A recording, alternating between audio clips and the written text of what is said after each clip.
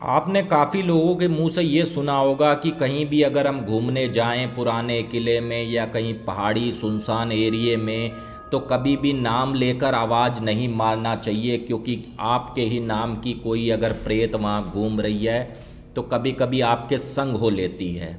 Video शुरू करने से पहले चैनल का इंट्रो।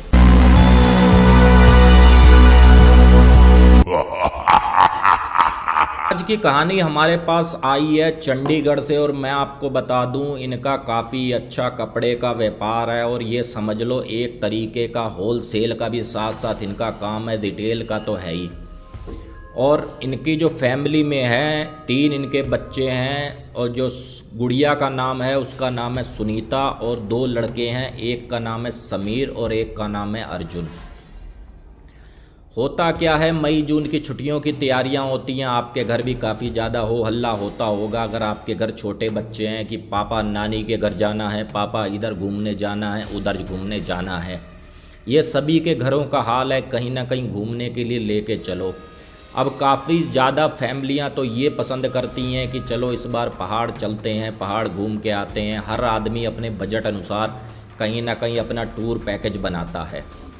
तो ये फैमिली भी काफ़ी ज़्यादा रिच होती है, तो इनको तो पैसे की तरफ से तो कोई ऐसा सीन होता नहीं है। जब ये अपने पापा से कहते हैं कि पापा चलो, तो इसके पापा बोलते हैं, बोले बेटा 10 तारीख को चलेंगे, अभी थोड़ी 2-4 तारीख है, क्योंकि थोड़ा सा लास्ट मंथ है तो थोड़ा सा बैलेंस ऊपर नीचे है, लेनदारी भी थोड़ी सी है, क्योंकि रिकवरी भी करनी होती है होलसेलरों को। तो 10 तारीख का इनका पैकेज होता है, तो भाई अपना 10 तारीख की डेट फिक्स हो जाती है और ये चले जाते हैं कहाँ के लिए, हिमाचल प्रदेश के लिए। लेकिन जो इसमें अर्जुन होता है वो ये कहता है पापा हिमाचल प्रदेश छोड़ो, इस बार हम लद्दाख चलते हैं, लद्दाख घूम के आते हैं। थोड़ा सा वहाँ का नाम काफ़ी सुना है कि हाँ भाई खूबसूरत वादियाँ हैं, खूबसूरत पहाड़ हैं, वहाँ चलते हैं। इस पर सुनीता और समीर भी बोलते हैं, बोले पापा अर्जुन बात तो सही कह रहा है, हिमाचल प्रदेश से थोड़ा सा आगे बढ़ते हैं, हमने कौन सा कोई गाड़ी का रेंट देना है या कार का रेंट देना है, हमारी अपनी कार है। तो इस पे समीर और सुनीता के पापा भी राजी हो जाते हैं, बोले ठीक है बेटा, जैसी तुम्हारी खुशी, 1 हफ्ता तुमको दिया है, जहाँ तुम कहोगे मैं तो वहाँ घुमा दूँगा। अब होता क्या है, जैसे ही लद्दाख की तरफ बढ़ते हैं तो इनको सबसे बड़ी समस्या का जो फेस करना पड़ता है, इनको गेस्ट हाउस नहीं मिलता। क्योंकि आपको अगर रात दिन में घूम लोगे, रात को तो कहीं रैन बसेरा चाहिए कि नहीं चाहिए भाई, रात को तो रुकना तो पड़ेगा ही कहीं ना कहीं। अब होता क्या है, जैसे ही ये थोड़ा सा आगे बढ़ते बढ़ते बढ़ते बढ़ते लगभग 30-40 किलोमीटर एक्स्ट्रा आगे चले जाते हैं, किसी से पूछते हैं कि भैया गेस्ट हाउस है, कोई कहता भैया 2 किलोमीटर पे है, कोई कह देता 3 किलोमीटर पे है, कुछ गेस्ट हाउस देखे तो इनको समझ नहीं आ रहे थे। लेकिन कहीं ना कहीं अपने स्टेटस का भी बंदे को ध्यान होता है, भाई कोई हमारे जैसा मिडिल क्लास हो तो चलो जी भैया सही है, यहीं रुक जाते हैं, हम तो एडजस्ट भी कर लेते हैं। लेकिन अब अगर पैसा तगड़ा हो तो फिर तो भाई रुतबा तो दिखाना ही पड़ता है। आगे बढ़ते बढ़ते जब इनको लगता है कि भाई अब शाम होती जा रही है और कोई गेस्ट हाउस नहीं मिल रहा, ये तो समस्या हो जाएगी। लेकिन इनकी किस्मत भी काफ़ी अच्छी होती है। थोड़ा सा आगे जाकर एक पहाड़ी से नीचे उतरकर थोड़ा सा लगभग आप समझ लो 10 मिनट के रास्ते पे एक गेस्ट हाउस का इनको बोर्ड लिखा हुआ मिल जाता है कि यहाँ से नीचे उतर के आओ, गेस्ट हाउस है। तो इस पर सुनीता बोलती है पापा वो देखो बोर्ड लगा है और नीचे गेस्ट हाउस है, और काफ़ी ज़्यादा मज़ा आएगा पहाड़ों के बीच में रहने पर, और सड़क किनारे के गेस्ट हाउस में तो कोई मज़ा नहीं है, काफ़ी ज़्यादा गाड़ियों की आवाज़ें हो हल्ला, तो फील ही नहीं आता। नेचुरल तरीके से रहेंगे नेचुरल गेस्ट हाउस में। और ये गेस्ट हाउस भी फ्रेंड्स काफ़ी ज़्यादा थोड़ा सा समझ लो डरावना टाइप का था, हॉरर टाइप का था, क्योंकि इसमें टूरिस्ट काफ़ी ज़्यादा कम आते थे। होता क्या है, पहुंचते हैं जी, गेस्ट हाउस के मालिक मिलते हैं, भाई इनको दिखाते हैं, इनको समझ में आ ही जाता है, और ये गेस्ट हाउस तय कर लेते हैं। पर नाइट 1500 रुपये में गेस्ट हाउस इनको मिल जाता है। चलो जी 2 कमरे होते हैं जी, मिल गए इनको 1500 रुपये नाइट। और खाने का चार्ज जो होगा, जो आप खाओगे उसका आपको अलग पे करना पड़ेगा। लगभग आप ये समझ लो 24 घंटे के 2500 से 3,000 रुपये 24 घंटे के थे कि हाँ भाई अगर खाना खाओगे तो 3,000 रुपये। चलो जी कोई बात नहीं। पिताजी ने भी सोचा, इनके पापा ने, यार मेरे बच्चों की खुशी से ज़्यादा पैसा थोड़ी ना, ज़्यादा में ज़्यादा कितने लग जाएंगे, 40-50 हज़ार।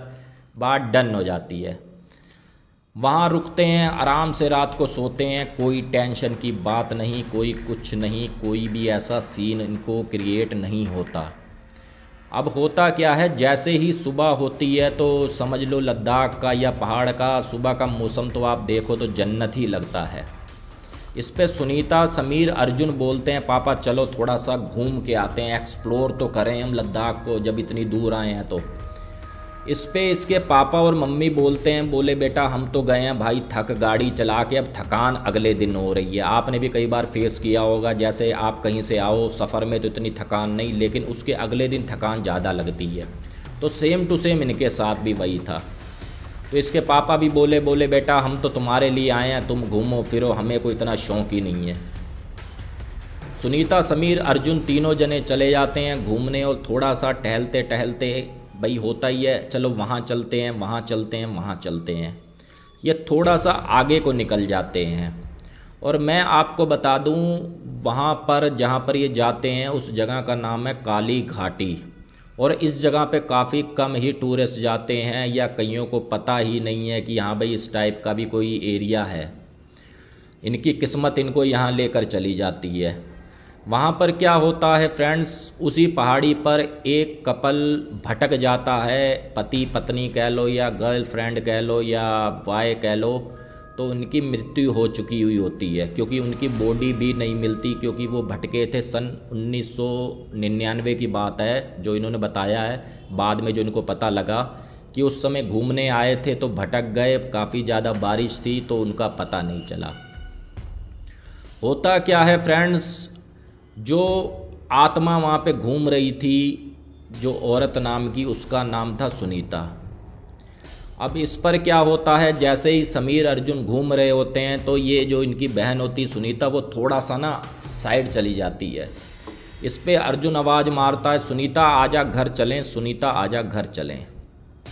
आपको भी मैंने बताया है कि अगर कहीं भी आप ऐसी जगह घूमने जाएं तो कोशिश यही करें कि नाम से ना पुकारें, क्योंकि एक नाम के काफ़ी ज़्यादा लोग होते हैं और लाखों की तादाद में होते हैं, जिंदा भी और मरे हुए भी। अगर आप ऐसी प्लेस में जा रहे हो जहाँ पे काफ़ी ज़्यादा हॉन्टेड टाइप का सीन लगता है तो भाई नाम लेकर मत पुकारना कभी भी। आपको मैं बता रहा हूँ, अपने व्यूवर्स को। ये 2 बार बुलाते हैं सुनीता सुनीता। इनकी बहन तो सुनती है और इनकी बहन चली आती है। बोले हाँ भैया कैसे बुलाया? बोले चलो बहुत देर हो गई, दोपहर हो गई, मम्मी पापा भी चिंता करते होंगे, भाई खाने का भी समय हो गया और मुझे भी भूख लग रही है, चलो घर चलते हैं। इस पर सुनीता बोली ठीक कह रहे हो भैया, चलो घर चलते हैं। चलो जी, ये तीनों लोग समीर, अर्जुन, सुनीता अपना घर आते हैं तो इसके पापा बोलते हैं बेटा बड़ी देर कर दी, इधर खाने का हम इंतज़ार कर रहे हैं और ये भाई साहब खाना भी ले आए हैं, ठंडा हो रहा है। अब यहाँ पर तुम्हारा फ़ोन नहीं मिल रहा था, क्योंकि पहाड़ का एरिया, फ़ोन तो लाजमी सी बात है, कनेक्टिविटी ख़त्म हो जाती है। बहुत देर लगा दी, और जाया करो थोड़ा बता के जाया करो। चलो जी, आए, खाना वाना खाया। जो उस गेस्ट हाउस का ओनर था बोले बेटा आप ऐसे मत जाया करो, देखो पहाड़ी एरिया है, यहाँ पर छल वगैरह भी लग जाते हैं, कल को कोई समस्या आपके साथ हो गई तो मैं नहीं चाहता कि हमारे लद्दाख का, हमारे पहाड़ का नाम बदनाम हो। तो इस पर सुनीता हंसते हुए बोली छल क्या होता है? तो कहीं ना कहीं उस गेस्ट हाउस के मालिक की वो मजाक बना देते हैं और बात कहीं ना कहीं ख़त्म कर देते हैं। इस पर वो मालिक भी कहता है बोले जब ये हैं इतने इंटेलिजेंट तो इनको क्या ज्ञान देना जी, बात आई गई हो जाती है। अब जैसे ही शाम ढलती है, शाम का खाना वाना होता है और काफ़ी ज़्यादा बारिश होने लगती है और काफ़ी ज़्यादा बिजली की गड़गड़ाहट की आवाज़ आने लगती है। अब ये सब लोग अपने रूम पे होते हैं और सुनीता थोड़ी सी डरपोक टाइप की भी होती है, क्योंकि आपको पता ही है भाई लड़कियां थोड़ा सा मेरे हिसाब से डरती भी ज़्यादा हैं। समीर, अर्जुन, सुनीता ये अपना एक रूम में थे और मम्मी पापा एक रूम में थे। समीर और अर्जुन तो सो जाते हैं, लेकिन सुनीता को नींद नहीं आती क्योंकि बाहर बिजली वगैरह कड़क रही होती है, तो वो एकदम से झल्ला जाती है। अब होता क्या है, जैसे ही सुनीता सोने की कोशिश करती है, लेकिन उसको जब देखती है दरवाजे की तरफ खड़ी हुई कोई औरत खड़ी हुई दिख जाती है फ्रेंड्स उसको। अब जैसे ही उसको वो देखती है तो काफ़ी तेज़ चिल्लाती है और इतनी तेज़ उसकी चीख की आवाज़ होती है, समीर और अर्जुन उठ जाते हैं, बोले क्या हो गया। तो इस पर सुनीता कहती है, भैया मुझे ऐसा लगा जैसे कोई लेडीज यहाँ कोई औरत खड़ी है सफ़ेद कपड़ों में और बाल उसके आगे के गिरे हुए हैं सामने को, और उसका फेस ऐसा लग रहा है जैसे काफ़ी ज़्यादा जला हुआ हो, एकदम से काला। तो इस पे अर्जुन बोला, चुपचाप सो जा नौटंकीबाज, मुझे डरा क्यों रही है, मुझे वैसे ही बड़ा डर लगता है। लेकिन मज़े की बात खैर क्या कहेंगे, इस पे ना तो उनके मम्मी को पता चला ना तो उनके पापा को पता चला कि चीकी। बात शॉर्ट आउट हो गई। बोले अब चिल्लाना चलूना मत, कहीं मम्मी पापा भी टेंशन में आ जाएंगे तेरे चक्कर में। अब होता क्या है, रात के जैसे ही 11-12 बजते हैं तो सुनीता को बाथरूम आता है। सुनीता क्योंकि नींद तो आती नहीं है तो वॉशरूम करने जैसे ही जाती है, थोड़ा सा आगे को बढ़ती है। अब इस पे समीर देखता है सुनीता कहाँ गई। वो जैसे ही आवाज़ लगाता है सुनीता, अब सुनीता इतनी कन्फ्यूज़ होती है क्योंकि समीर सोया है, जो घर का जो लोकेशन थी सीधे हाथ पे, और जो बाथरूम था थोड़ा सा दरवाजे से बाहर था, और उसको आवाज़ आई अपने बाईं तरफ से। अब इस पर काफ़ी ज़्यादा सुनीता घबरा जाती है कि आवाज़ इधर से आई, समीर इधर क्या कर रहा है। वो जैसे ही देखती है उधर जाके समीर को कि क्या पता समीर उधर गया हो, कोई डर गया हो, क्योंकि बड़ी बहन होती है। अब जैसे ही उधर जाती है तो उसका कोई ऐसा उसको महसूस हुआ सुनीता का किसी ने हाथ पकड़ लिया और वो हाथ छोड़ ही ना रहा हो। और वो हाथ पकड़ने वाला होता है जो प्रेत सुनीता होती है, जो मरी हुई होती है टूरिस्ट, उसके साथ का प्रेत। उसका हाथ छोड़ता ही नहीं। अब क्या होता है, फिर दोबारा आवाज़ आती है सुनीता, तुरंत उसका हाथ छूट जाता है, वो तुरंत अपने कमरे में भागी चली आती है। तो इससे पूछा जाता है कि तू कहाँ गई थी, तो उसने कहा था भैया तुमने तो आवाज़ मारी थी। तो इस पर समीर कहता है क्या तू पागल हो गई है, मैं कमरे पे सो रहा हूँ, मैं बाहर क्या करूँगा रात के 12-1 बजे, और तू बाहर गई किससे पूछ के थी। काफ़ी ज़्यादा इनका झगड़ा होने लगा और साथ ही कहीं ना कहीं आवाज़ इनके मम्मी पापा तक भी पहुँची, क्योंकि इस समय आंधी बरसात तूफ़ान सब कुछ रुक चुका था और काफ़ी ज़्यादा रात अपने गहरा रही थी। समझ लो काफ़ी ज़्यादा सन्नाटा था। उस मेंढकों की आवाज़ समझ लो, उस कीड़ों की आवाज़ साफ साफ सुनाई दे रही थी, इतना ज़्यादा सन्नाटा था। इस पर पापा उठ के आए, बोले तुम्हारा लग रहा है ड्रामा ख़त्म नहीं होगा, रात के 12-1 बज रहे हैं और तुम अभी भी हल्ला मचा रहे हो, कम से कम हमें तो सोने दो। कोई निजी बात आई गई हुई बात नहीं बताई गई कि इनको भी टेंशन होगी मम्मी पापा को, ये सो जाते हैं। अब होता क्या है, जैसे ही दूसरी रात होती है, दिन में तो कुछ नहीं होता, लेकिन जैसे ही दूसरी रात होती है सुनीता को ऐसा महसूस होता है कि मेरे कमरे में कोई लेडीज बैठकर रो रही है, और काफ़ी ज़्यादा उसके रोने की उसको आवाज़ आ रही है। क्योंकि आज की रात जो थी सुनीता तो सो गई थी, लेकिन जैसे ही 11:45 बजे तो सुनीता उठकर बैठ गई और उसको ऐसा महसूस हुआ जैसे कोई बड़ी बड़ी आँखों से उसकी तरफ कोई देख रहा हो, उसको बुला रहा हो।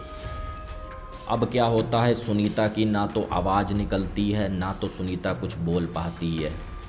सुनीता चुपचाप अपने बिस्तर पर ऐसे घुटनों पे हाथ रखकर बैठ जाती है कि ये सामने चीज़ क्या है, और कहीं ना कहीं जो प्रेत होती है, जो चुड़ैल होती है, वो उसको सम्मोहित कर रही होती है अपने पास बुलाने के लिए।